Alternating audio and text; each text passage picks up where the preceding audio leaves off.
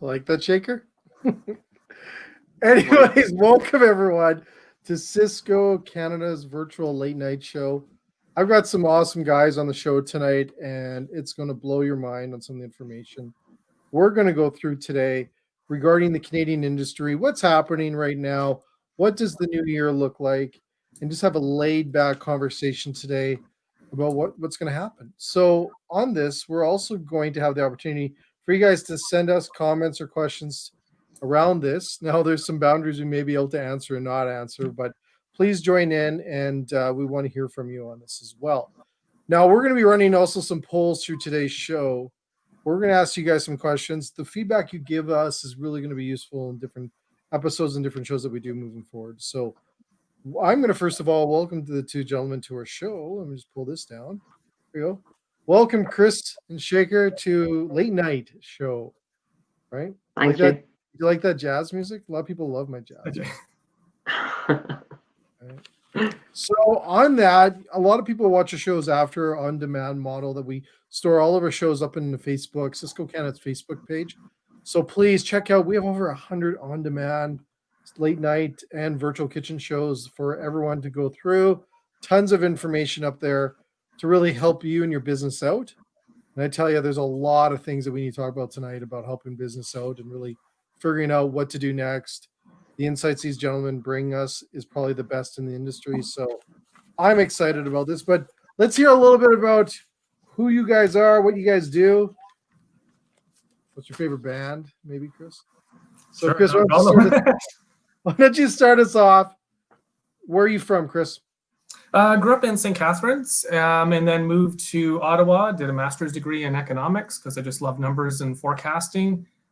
From there, started out in Toronto with CRFA, Canadian Restaurant and Food Services Association, and wasn't really planning to spend, more than 5 years and just sort of test the waters and see how things go. And then 20 years later, I am still loving it, still in the industry, and still fascinated by how this industry evolves, changes, and this year has been like no other as part of all that. But just happy to be part of the industry and really enjoying all the numbers that we've been doing just to try and inform people of what's happening and how we can help them in any way that we can through all this. Yeah, and you guys are awesome. I think everyone in the industry's got to lean on you guys with your data and information you give us. So thank you for doing that. Restaurants Can, you guys kick butt in that area. We love it. And it's so valuable for restaurants to make sure they go on your website, check out your stuff you have there. I believe back in March and April, I was reading your stuff every day, the information you guys were providing. So it was very useful in what we were doing. So thank you for doing that. So Shaker, my buddy, where are you from? Hi, Jay. Hi, Chris. Thank you for having me on the show again. It's always a pleasure coming here back. I've been an insights professional for the past 12 years now. And like Chris mentioned, the love for data just keeps increasing. And I can already imagine myself 25 years down in the industry, still loving it. Been with a couple of big insights companies like Nielsen and Kantar, and then of course McCain. At McCain, I'm a part of the insights team, specializing in food service insights. So we look at consumer trends, data, behaviors, industry advanced analytics, and try to help the organization be prepared for the future and come out with some funky innovation for our customers. So yeah, it's a fun role. I'm excited to be here. Well, it's always a blast having you on, and we love McKean's as well, great partner of ours. And something that we just love is that you guys do a lot of this, and you can see it within the selections you guys pick for your products. You nail it all the time. So I'm excited to have both of you on the show. I'm going to tell a little bit about myself. I always forget to introduce myself. Just our guest. But I'm the Business Resources and Brand Activation Manager for Sysco Canada. This is coming up to my 31st year in the industry. You know, I remember going to my first restaurant on my bike, and then just being able to support myself through university in this industry. And I've been with Sysco, I think, over 16 years now, almost 17, and love what I do as well, Shaker. And I get to do the greatest thing. I believe I have the best job in the industry, but you guys have a pretty cool one as well. So awesome stuff. We're gonna have a great chat tonight and a great discussion about what's happening right now. And for the people that are joining, like I said, throw us comments. Also tell us where you're from, because we do get some amazing people from all over the world watching our show. We love that. Plus the polls are going to be open that we're going to send across tonight to get your feedback. They're going to be open on the video as well after. And please provide us your feedback. We want to hear from you. So let's get started, gentlemen. Where do you guys want to start? There's so much to tackle right now on what's happening right now as we see some regions shutting down. Toronto shut down. I think, Chris, there's a couple more regions. Didn't they add a few more regions that they're shutting down the restaurants? No, Montreal, parts of Quebec, Peel, Hamilton. There's York is York, yeah. York went down. I believe so. Yeah, it's been hard to keep up to the speed of on because there's so many. This is changing so quickly and so often. Yeah. So what are you seeing right now, Chris? Let's get into this part of where's the confidence in the consumer right now as they see this. And if I'm a restaurateur, what am I going to do after these 28 days? And let's all hope it's only 28 days and doesn't extend longer. What would you say right now to the restaurateurs that are, just got this message? Like, what's the future look like? Let's talk more about that. There's no question all these shutdowns have made it a lot more challenging for operators. And just even taking a step back from where we were, if you look at April, our food service industry fell to its lowest sales in more than 2 decades.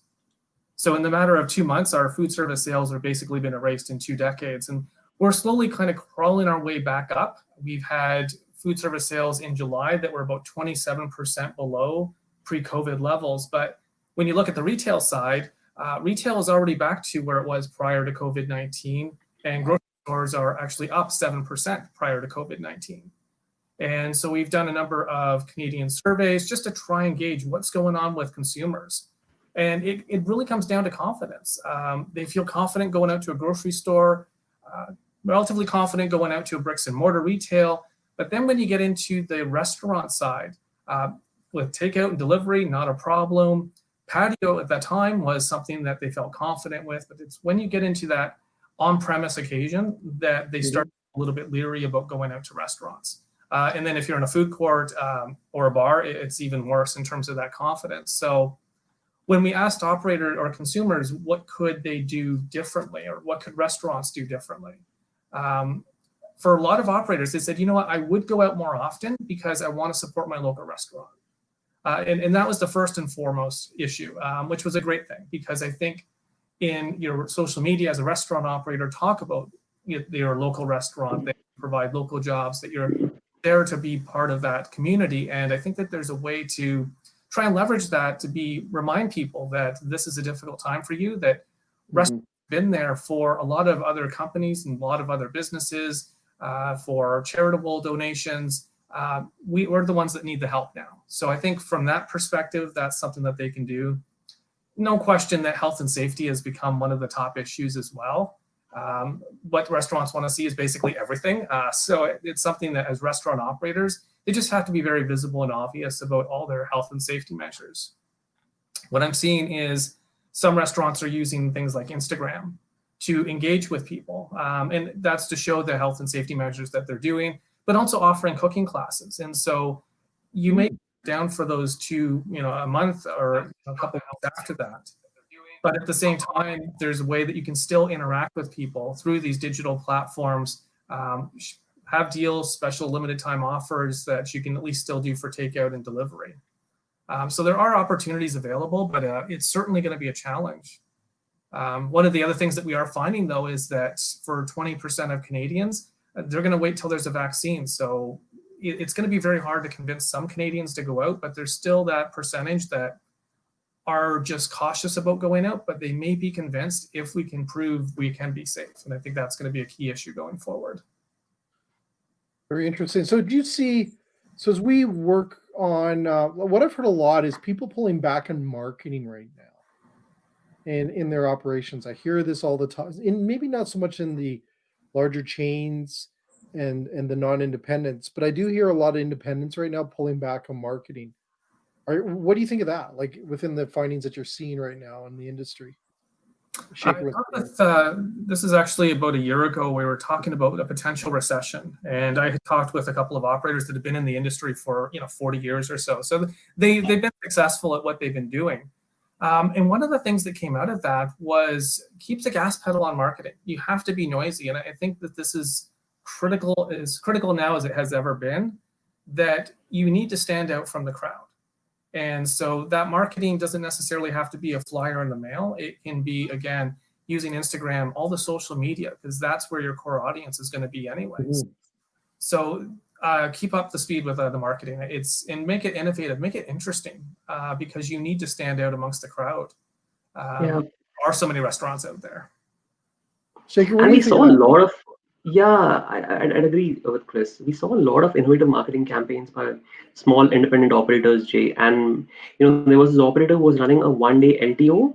And the word on the street was, there was one day in a month where he used to run that particular LTO. And like Chris mentioned, right, all the neighborhood, they rallied behind him for that one day in a month.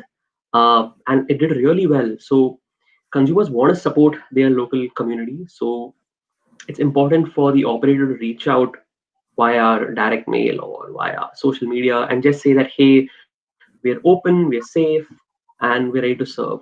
So I'm not sure if you noticed, Jay, in the month of July, August, there was this app that was in downtown Toronto, which had this, very nice feature of businesses that are open on downtown. So it just said a green or red indicator, and this is for all service restaurants. So it's very important for operators to get listed on these kind of apps and just say that, hey, we're open for business. That's like the starting point. And then onwards, you can start advertising your menu and talking about your offers. But at this point in time, it's just communicating the two basic things. You're ready for business and you're safe to do so. Yeah. Yeah, and I think that's important. And I'm assuming repeating that over and over again within your marketing materials is going to be very critical as we figure out the fall of winter will look. I guess the winter now, it's snowing here. Knock on wood. But it is something that I think some people really need to understand. Let's talk a little about third-party delivery, the big third-party world, the delivery world right now. Let's get into this because this is a hot subject everywhere. We kind of started seeing this was going to start growing more and more as a very critical part of our business back in July and August, as we didn't have that vaccine or we didn't see this. And then the shutdown on top of that has got to explode the third-party world. And we're seeing third parties now step up and giving some benefits back to the restaurateurs, which is great. We saw that with Skip today. We saw that with Uber Eats, with our program with Uber Eats. So let's talk more. What are you seeing right now in third-party delivery? So Jay, fact, 85% of Canadian food service as of August was off-premise, and that's per NPD data. That's down from 91% in July. So the 6% has moved on-premise, but it's still 85%. So the point I'm trying to make is it's a huge chunk of the industry. And that is split between three parts. So there's drive-through, there's curbside, and delivery. Like you mentioned, delivery is growing at triple digit. So right now it's around 7 to 8% of industry, but it's going to become 20% very soon. So it's a hot topic. Chris, what are you seeing? Certainly, we're seeing those same numbers. If you look at between 2016 and 2019, on-premise orders grew by 3% during that frame. Meanwhile, delivery grew by 95%. So it's just astounding the growth rate that we're seeing. And it's not just on the delivery side, but the carry out and the drive-through as well. So at a time prior to COVID-19, usually delivery accounted for maybe 8-9% of overall sales. If you're lucky, April 2020, it accounted for about a quarter of sales. Then patios started to open up again, so it's gone down a little bit, but I cannot see a way where it gets back down to less than 10%. Yeah. That's now that permanent change that we're going to see because of this. Oh yes. And Jay, just before the pandemic, around 40% of Canada was involved in delivery. And according to the consumer, there's going to be a 16% increase in that number post, COVID, or when things normalize. So that's, you're talking of a market expansion by 16%, right? So that's like around 56% of Canada, which is already going to be on delivery. That's like a huge number. So any operator who wants to look at a medium to short term plan should have delivery as a part of that strategy. Wow. Yeah. So, Food. well, it's huge, right? And then It's huge. So here's the thing. I believe that the industry is going through almost like we all see this, but it is something that I really believe that because the industry was kind of broken. Like the numbers, Chris, you always shared numbers with us at our conference, and it was like, oh boy, like because the profit is so tight. Is this almost like a correction in a way for our business to be able to get some of that profit back that we should be getting because working hard? It's very, very intense world we have within this industry. Is this a way to correct some of that where delivery is less expensive to have because you're not running the big labor on labor in the front of the house or with servers and your managers that run the front of your restaurant? Do you think this will correct some of that, like within the profits that we used to see? It's a bit of a challenge because the way that I've always sort of heard it explained, and I would agree with this, is that on-premise is where you made the money.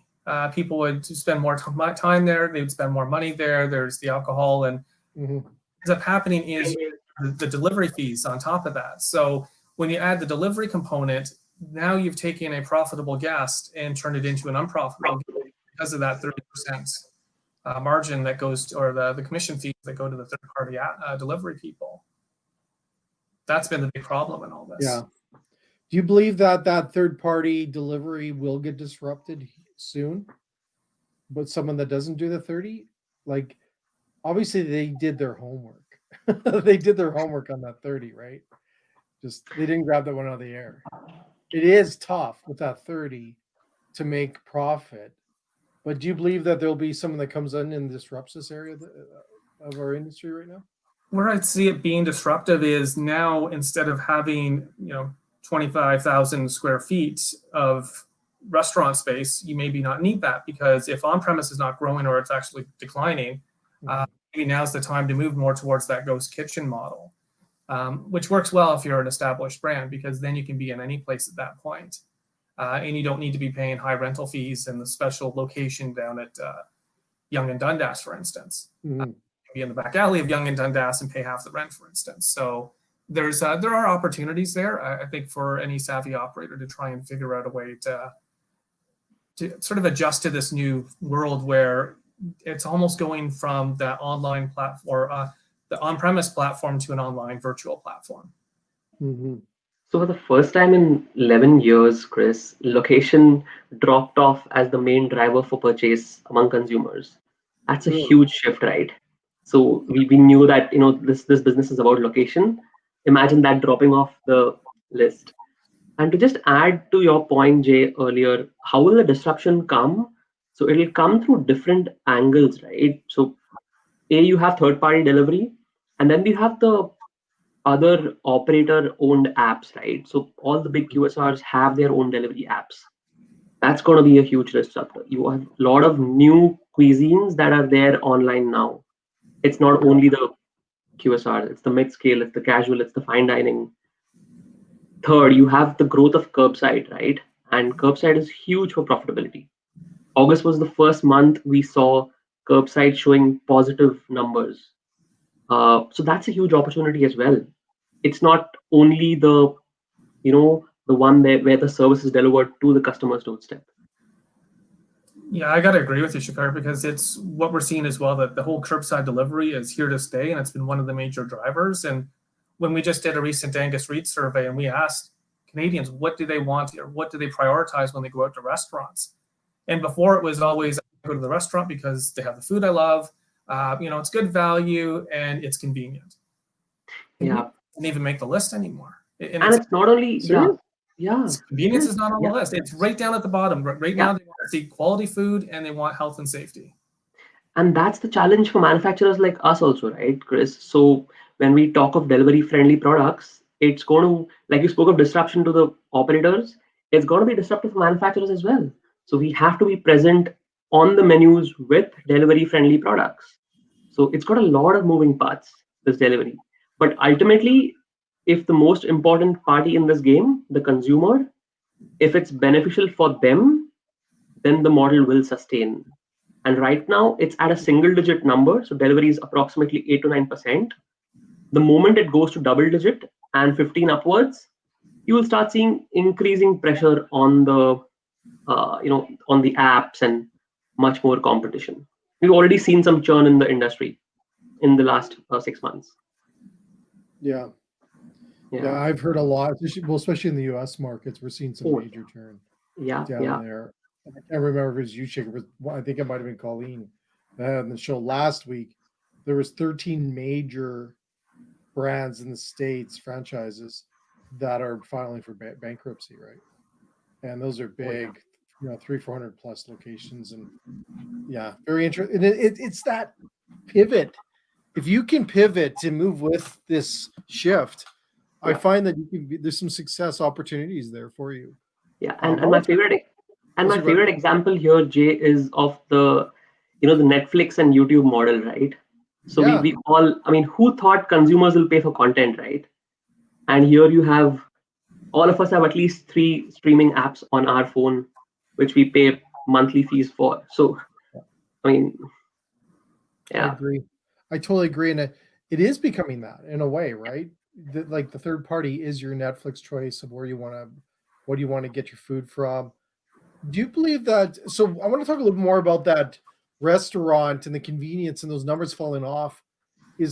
So can you create? Do you guys believe that the third party app, people are going to be successful in that area when it becomes an experience as well as great food, and it's safe? Yeah, and I think the great food portion of it, as well as the safety portion of it, is what is now most important. It used to be, I want to go because of the food that restaurant has, whereas now it's actually the quality of food that matters even most. And that's going to be something that restaurants have to be very cautious of, because you're seeing this big decline in sales, your rent is still due, you're paying all your employees, you want to start cutting back on some of your costs. And the last thing that you want to do is start cutting back on some of the costs that make your signature dish. Use sort of the example of, you can cut down to 1-ply toilet paper, but you don't want to cut back on the butter that makes your signature dish. And I think that's really applies to restaurant operators, and it really proves it. It's just quality is so critical right now. And it's not like it tops health and safety, it's quality and health and safety. That's just really neck and neck in terms of importance. Wow. That might be tough for some operators that look at what they're in, and even from consumer based, buying, I can buy the product because of the price point, not on the quality. It's a very interesting point, Chris. Like, you've seen it the other way though too, Jay. Like, interesting. Some restaurant operators, and they're saying we're actually seeing people spend more at restaurants. They may not be going out as much, but when they do, it is an event, and they're actually paying more for more expensive bottle of wine or a higher value cut of meat. So it really is all over the place. So you have to know who your market is, because for some, yes, they're not going to want to pay more, but others, there may be a little flexibility to pay more for the food. Really? Is that because maybe they've given up some of the activities that they're doing now? They're not driving to work every day, so your gas bill is a little bit lower in your vehicle, or they're not going out on a holiday now. Exactly. Yeah, they're not doing the expensive trips, but they still want those indulgences. And if it means just spending a little bit more for a bottle of wine or an expensive cut of meat, they're going to do that. But it's not something that will work for everybody, but certainly for some restaurants, that's something that we are seeing for sure. Yeah, but right now it's more of craving the normalcy that they want to pay for. So they want to live in the world where everything was normal. So that's why they don't mind paying that premium. And we see a lot of senior age cohorts who want to who want that normalcy more, and they are generally the bracket with higher income. That's where that That comes from. is, well, that's a great thing because that's great insights for our restaurateurs out there, is letting them know that they don't have to cut prices, or they can actually sell some higher end products or higher quality products than maybe they have before, or make a little more profit in that area because a lot of I find most restaurateurs are underpricing the quality of what they're delivering of a product. They always are. I always see them, and it might be a little bit different in certain regions, but I always feel the amount of stuff that you're getting, the product going, wow. So it's great to know that that's what consumers are looking for right now. Absolutely, Jay. And when we talk of menu engineering, it's definitely not the most popular item all the time, right? So we all know that there's going to be a lot of rationalization of items that operators want to do, right? But how does an operator decide that, is it only popularity? Is it uniqueness? Is it profitability? So I think those are the three levers that an operator should have when deciding what to cut and what to keep. So it's an interesting move. Well, do you both I mean, throw both of this question then? And I've heard this reduce menu size. How important is that right now? Critically important. And I'm seeing it all everywhere. FSR, quick service restaurant chain, Yeah. independent. They don't want to carry the inventory for one thing, which gets expensive. It's also costly to train people on trying to produce 100 different menu items. So they're getting more efficient in terms of choosing the menu items that they're going to make the most on or that's popular amongst their guests. But for me, that's not something that's going to go away anytime soon either. I think we're going to be living in a world where you're going to go into restaurants and instead of seeing a menu, it's got 500 items on it. Now it's going to have 10. And it just simplifies the process for the guest. It simplifies it for the staff and for the cooks as well. But there's a cost saving associated with that. Yeah. So, Absolutely. well, I don't know if everyone that's watching today or tonight and watches, but you're literally almost drawing a roadmap of what restaurateurs kind of need to do, right? We can have higher price products. You're not generating so much labor, but you got to watch your third party on the percentage that you're giving them. So you might need to make deals there or look at your own. The quality of your And food, reduce menu, that's inventory.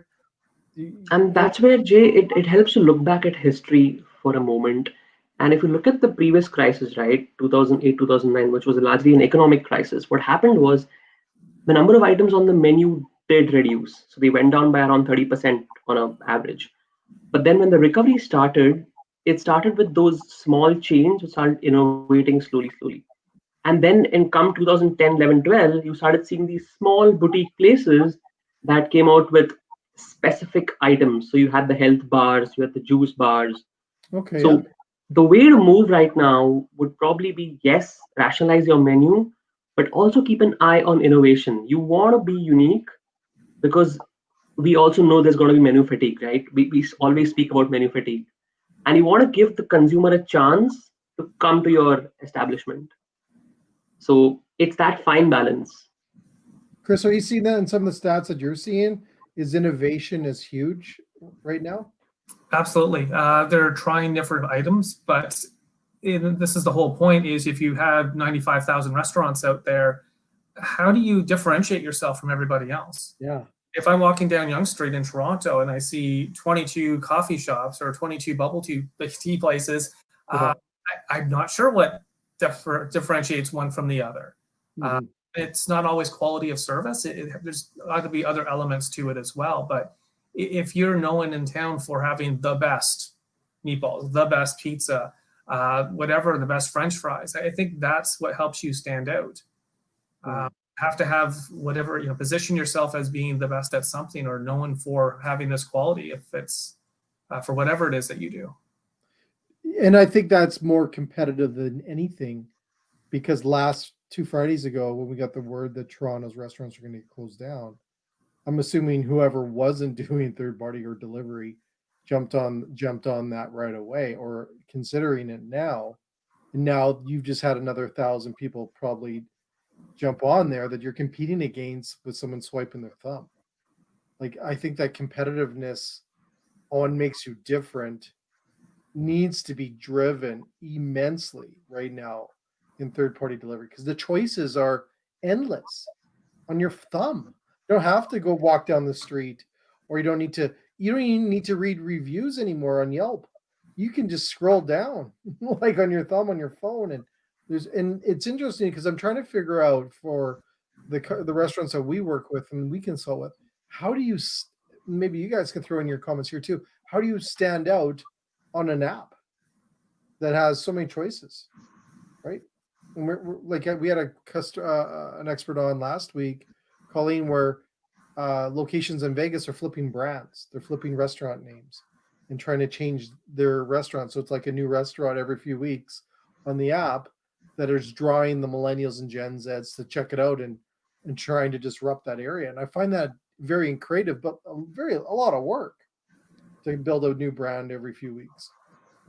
Oh, absolutely, Jay. And one of our biggest customers, Jay, so they did something really innovative. So the one that we see on a popular shopping portal, so they said something like, what goes best with what? They give examples of that. So say, for example, you buy a pizza, they say that this particular starter goes best with that. So you recommend through your app and help the consumer decide. So customers like you also purchased X or Y. So I think it's easier to upsell on the app, but you have to cue the consumer in the right moment by giving, what goes best, or by creating ideal combos. Combos is another route where you can upsell. Yeah, and I find that too. It's interesting you say that, because that's kind of how we were trying to train servers at a time. It wasn't so much about upselling, but creating an experience for the guest. So you were suggested selling, I think is what we called it. Oh, yes. Right. And if we can do that through an app, I do see the benefit from that. It's funny you say that. It's just not a person, it's on an app. But what an amazing shift, though, if you can get all these notes right. I just think there's something there. Now, I want to bring up a little bit on the generations, the focus. So we've heard, I think, Chris, some of the data we've seen from you guys is it's always been the millennials and Gen Z target base. Is there, as we see more people not having to go anywhere, sitting at home, do you see other generations starting to get into the third-party ordering that are at home now, the older generations, or is it still that 65% millennials and Gen Z that we're targeting right now? From the numbers we've seen, it's still primarily the younger audience. It's going to be hard to sort of crack that technology barrier, like what my parents have, where it's like, no, we'll go out to the restaurant and do the drive-through versus use an app. So I think it'll be a bit of a challenge for some, but it's primarily the younger generations that are continuing to drive some of the growth that we're seeing there. So that's one of the big changes that we'll continue to see, is just that pace of growth on third-party delivery. Yeah, but an important point here, Jay and Chris, is that technology adoption among older age groups, that's 55 plus, has surged in the pandemic. And that I'm speaking from, inputs from Zoom, inputs from some other apps, where they are seeing increasing downloads by people who are in the other end of the age spectrum. So grocery delivery is another important aspect where seniors can't go to physically shop. They are engaging in online grocery delivery. So that's going to find its way through food service eventually. Yeah. Yeah. That's very interesting, because that is another opportunity in a way, right? Like, oh, yes. Definitely something. And I've seen that too. I had some meetings with some third-party companies the other day, just looking at their opportunity to get into that area, right? They've been always focused on restaurants, but they're getting into the grocery area, right? So very interesting how that's going to balance out and work its way out to really allow that'll be one of the threats as well, is that if they are going to grocery, that we need to make sure that they're going to food service as well. Yeah, exactly, right. But I think it will work its way in. Yeah, it might. I think it might. Most of the so one of the leading apps has got all three combined. So that's like a huge benefit, right? Yeah, it's all combined in one. Yeah. Now I want to talk, because I think it was you, Chris, that brought up wine there. It made me think about, let's talk a little bit about liquor sales, because Chris, I've seen some of your numbers on liquor sales and stuff like that, on pubs and bars. It's been in a decrease for quite a while. Is that, as we move to third party, we do see some locations and regions offering liquor in their offerings. We can deliver liquor in some locations, which I've heard very positive because it is giving them some better profits. What are you seeing within liquor within the industry right now? So before COVID, definitely on the decline, and even more recently, just because of cannabis use, people were staying at home. They weren't going out to bars, so it was really affecting the number of the sort of the male demographics, younger male demographics going out to bars. They were just choosing to stay home and have the cannabis option instead. So that really did hurt the bar sales in particular. One of the big changes out of COVID-19, and I think this is going to be a permanent change, is this move towards delivery of alcohol. And in our most recent survey, so it's still in the field, but 75% of licensed establishments said that they are currently selling alcohol for delivery and takeout. So it's a huge adoption in a very short time frame. And so on top of that, it's been very successful for them. I think it was close to about 55, 60% said that it's been either somewhat positive or very positive for the business. And for the most popular items, it's usually either a 6-pack or a bottle of wine. So these are sort of the items that are the most interest to them. But what we are seeing is potential growth in other areas, such as spirits. So they give you all the sort of the mini ingredients and you can mix that at home. Yeah, so that's pretty cool. Growth area as well for operators. Yeah, you know, the other thing, we had the Martini Club on a few weeks ago on our show as well, and they were helping restaurants even create some cocktails and some spirits in mason jar jars and labeling them and having them fun, very rustic kind of feel. So you got a 6-pack of mason jar jars with your cool drinks that were attached to it. It was very entertaining. Back to this experience thing, right? And I'm blown away that, and we have seen some amazing ideas over these last 7 months. We're going to 8 months now, so pretty soon we'll probably be seeing a year. Over these last 8 to 7 months on the innovative ideas on creating some experiences, from video dinners, you know, and all these different amazing ideas. And then even just the other day on liquor, thinking about, well, how you know, like, what does a cool Caesar look like? And they're, or, you know, a cool cocktail or whatever it is, and they're coming in mason jar. I'm just blown away by the innovation within the, not necessarily, well, the food definitely, but in the ability to create that experience within the guests. I think it's amazing what I'm hearing and seeing, and I don't think we're done seeing amazing ideas. I think we're just getting started in that area. Yeah, we also had some operators having game night packages, right, Jay? So okay, tell me more about this. This is a great idea. I love this. So this was like during the sports season, they had these starters and beer that they were selling as a package to consumers. So consumers can just come, pick up the entire stuff and go watch the game at home. So that's another approach that operators can use to promote game time snacking or game time drinking. And the consumer wants to have that experience. So if the operator makes that available as kits, so what I'm saying is exactly like a meal kit, but for alcohol and starters. Yeah, that could be an opportunity. Yeah, and the consumers, they are seeking normalcy. So it's up to the operator. Fun. Like, right? And you're hitting that area that maybe is like game nights the first 6. Maybe it's different. Never had it before. For a lot of those generations that we're targeting, right? Yeah.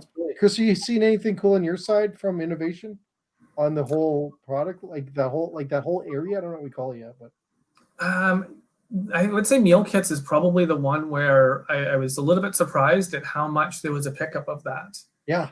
So early on in the crisis, again, just surveying our operators, and it was like 20% of operators were selling meal kits because they couldn't do anything else. And so you'd had these operators where all the tables were full of boxes that they were using to prepare food for these meal kits. Wow. And we had said, well, you know, once the pandemic is over, is this something that you're going to continue to do? And it was like 17% said, yeah, they were seeing a lot of success from that. So it's one of those areas where, you know, 3 years ago, I don't think the industry would have thought about meal kits. And now a situation where that became a lifeline for many operators. And part of that, they're pairing that with, here's your meal kit, and also go to our Instagram channel and we'll show you how to cook it. Well, And that's what I find so cool, right? The interactive part, and I'm blown away by that, because I always believe if you can get your brand inside someone's home multiple ways, you're winning. You're going to win in your marketing efforts, right? And I always believe that you own what goes in the bag, right? The third party may, there's certain things you can and can't do, and menu, they have some things, restrictions there, but what goes in that bag you own. So the more that you can put in there with marketing and branding and gifts and surprises, and having that, like, you're zooming their chef into your kitchen, into your house, through like an app or Instagram or YouTube, whatever. That's huge. That's huge brand lifts. well, this is the Yeah. thing where if you go into a restaurant and people are wearing a mask, and it's hard to have that connection now. Yeah. If you have it online and you can show that personality of the chef and the host, and that can walk you through that whole process, and you start building that relationship in ways that you probably couldn't before. And so if like, oh, I like that restaurant, I like the people that work there, that's, a certain person, so I'm going to go see them the next time they open up. So it's a great way to interact with restaurants now. Yeah, and Jay, I'm sure you remember Chef Brooke.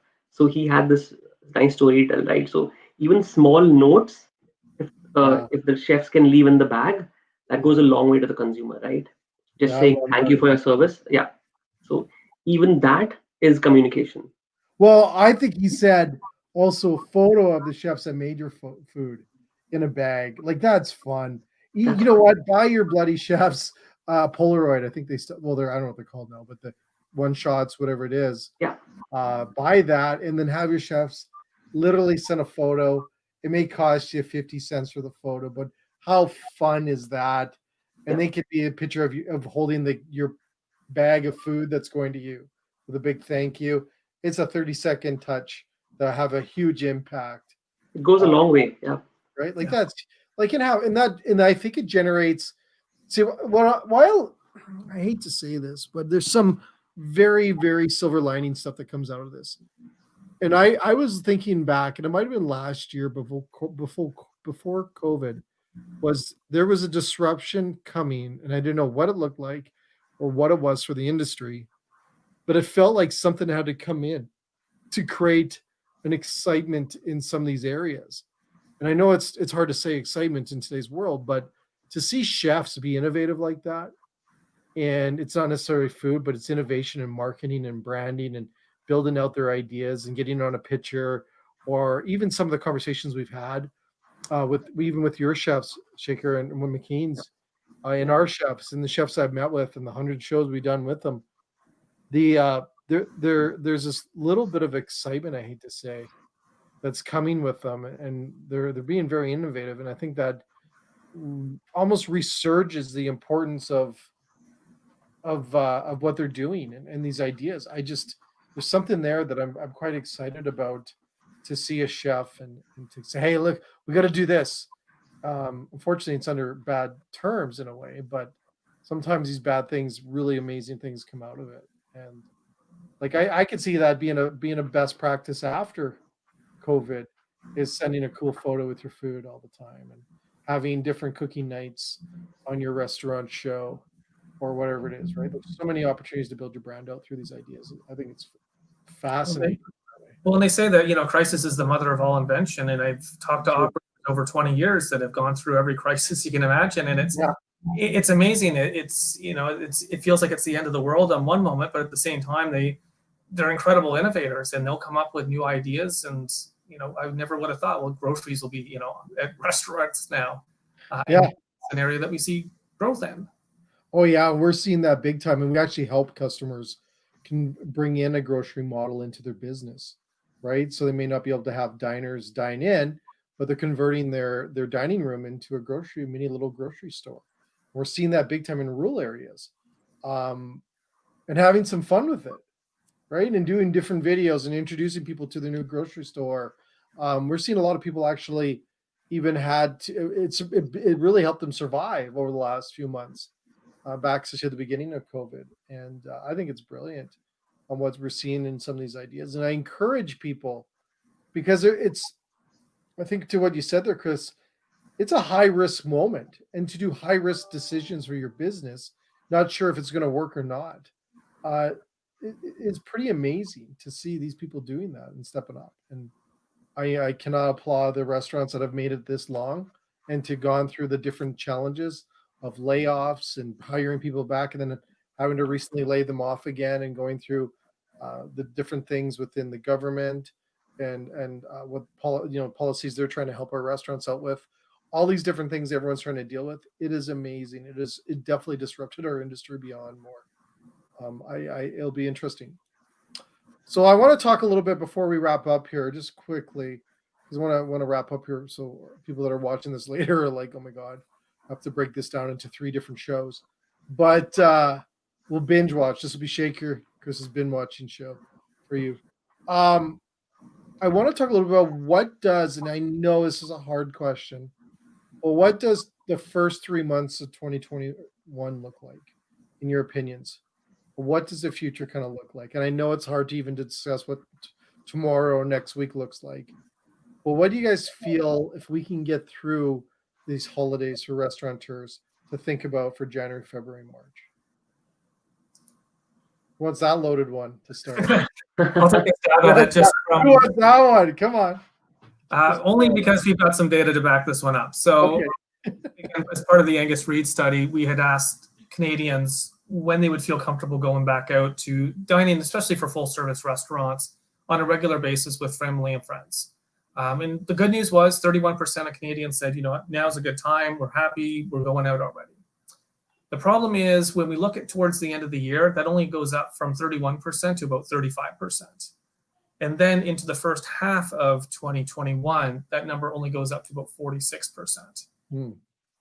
That's the challenge. And so the problem is the other half of the population where they're saying, on the one hand, it's that 20% that won't go out because they're waiting for a vaccine, but you also have another 20 some odd percent that are just not sure. It comes down to that safety issue, and the economy is a big issue. They're not sure about their jobs. They're not sure about their financial stability.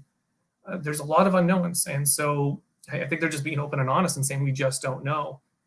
But it's going to be a tough time because I don't know what's going to happen with the COVID cases. And if the shutdown continues, you know, at what point is that going to continue on into the new year as well? And it's usually a tough time of year to begin with. Yeah, it is. So to have winter combined with COVID plus possible shutdowns, plus still, I mean, even if it's not a technical recession, it's still hard economic times for a lot of people. It's going to be a challenge. And so part of our forecasting is that we're expecting QSR to at least return to pre-COVID levels in 2021.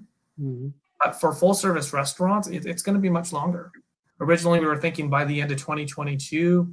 But again, if these shutdowns continue, it just makes it a much longer runway to try and get people back where they were before. Does it multiply or does it just grow longer, Chris? I think it just grows longer. I mean, once there's a vaccine, and I think there's just going to be such a huge pent-up demand, and then that's people are going to go out and spend, which will be great.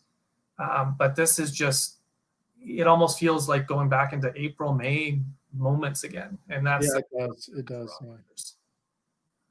Shaker, what are you thinking, bud?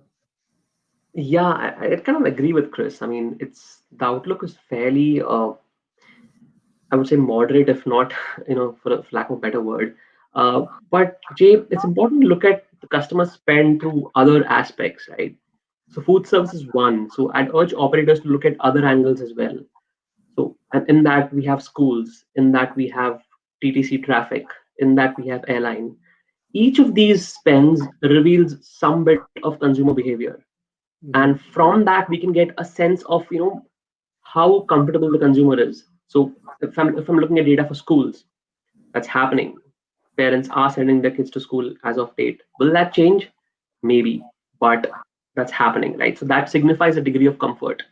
What we know is there's going to be uncertainty, but the operator has to, function with a notion saying, this is going to be there for 6 months. How do I better prepare myself for the future? And pivot is the word that gets used quite often nowadays. It's going to be that is going to be the key word for the next 6 months at least. So pivot in whatever way you can, be it in terms of menu, be in terms of access mode.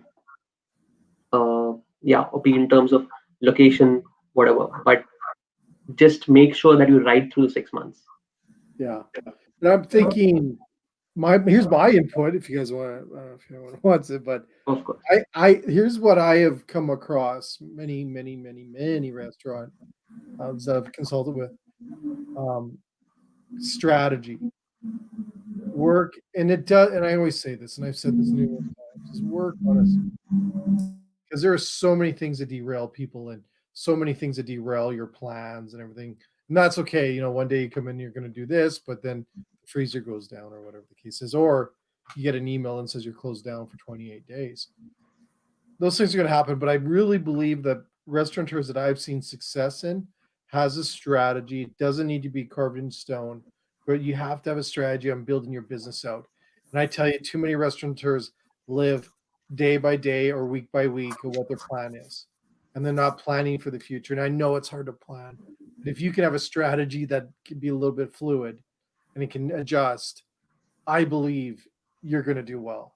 And that's on your strategy and your third party. We talked about this last week. I did another show last week with a group just talking about third party and how many people are doing audits on their third party meals.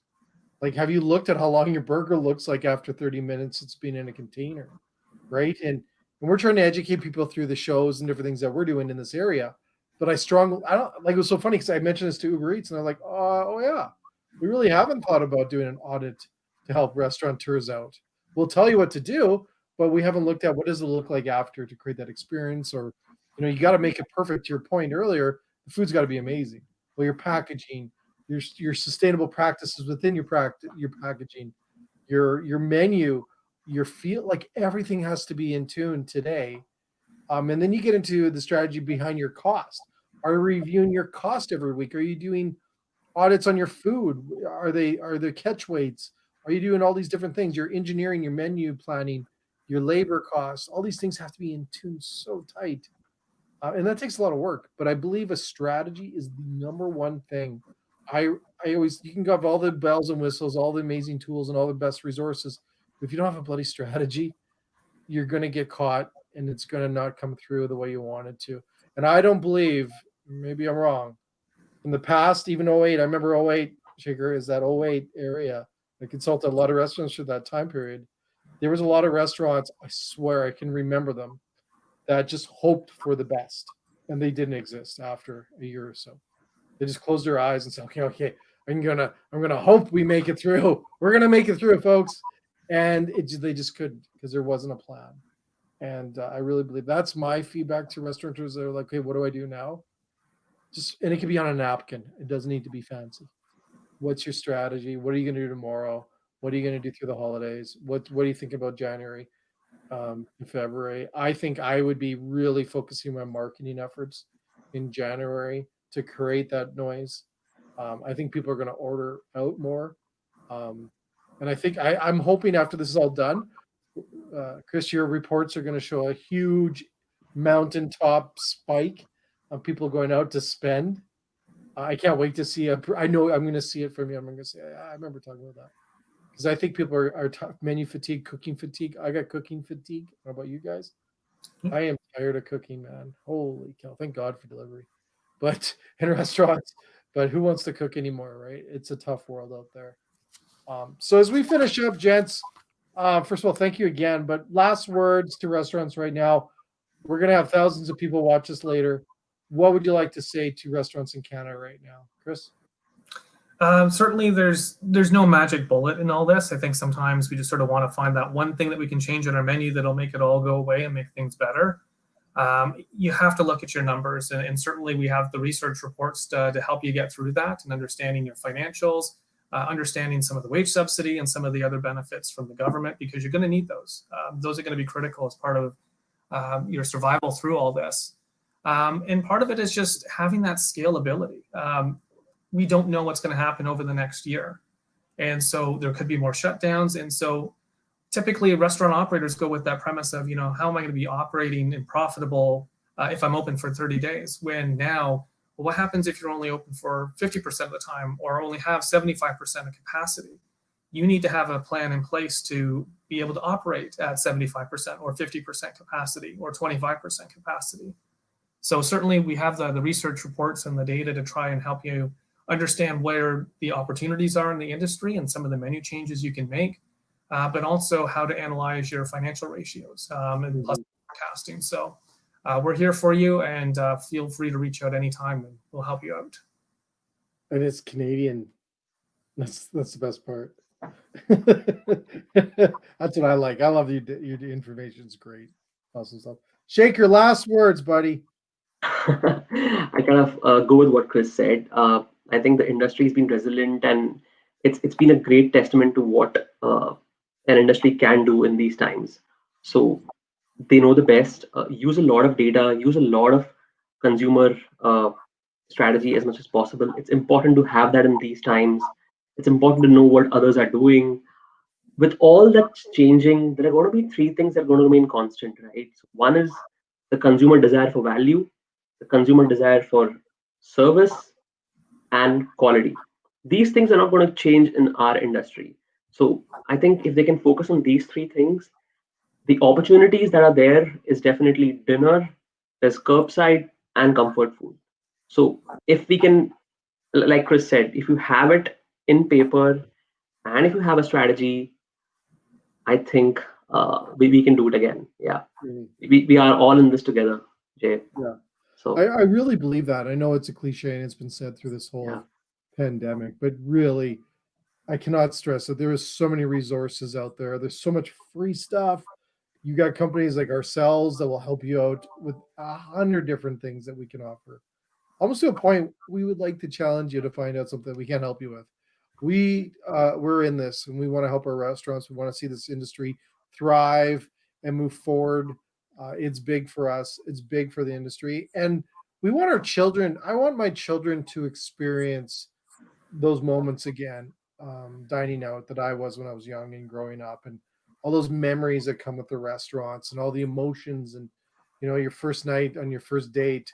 Those moments, those are so important that we get those back, and I believe we will. And it's going to be an exciting industry, I think, as we move forward.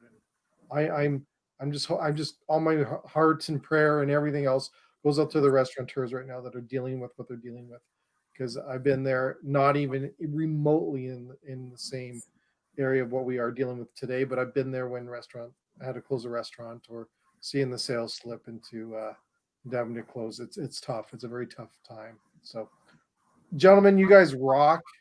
I can't thank you enough for your insights and information. It's been an absolute blast. Thanks to everyone that sent in some of the polls, some of the information today on the comments. Thank you. We love these talks. We love this. It's late night for you guys. It's like bedtime now out in Toronto, and for me, it's dinner time. So I'm excited, and I'll be ordering out. But to everyone else, guess what? We have more shows tomorrow. We're actually going to watch Nestle save the world with gravy. I don't know about you guys, but that's intense. So we have Nestle tomorrow back on the show tomorrow morning, 11 p.m. Eastern time. And then we're back next Wednesday with more shows and more insights of what we're going to bring you every day as best we can.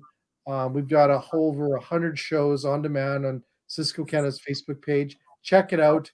You can watch as much as you want. I think Shaker's been watching our shows now late at night with Takeout. He's watching the 100 plus shows we have. And then we also have a podcast channel up on Spotify as well as iTunes. We've got some amazing new content up there that was just recently loaded. Lots of great insights into that area. Check it out. But we're going to continue to bring as much information as we can until I keel over, I guess, or people don't want any more and we're back to normal. But we're going to continue to do that. But, gentlemen, thanks again. And everyone else, get out there, order out, take out, eat out, do something. And thanks again for participating today. Have a good one. Thank you, Jay. Thank you, Chris. Thank you so much, guys. Thank you, Scar. Take care, guys. Thank you.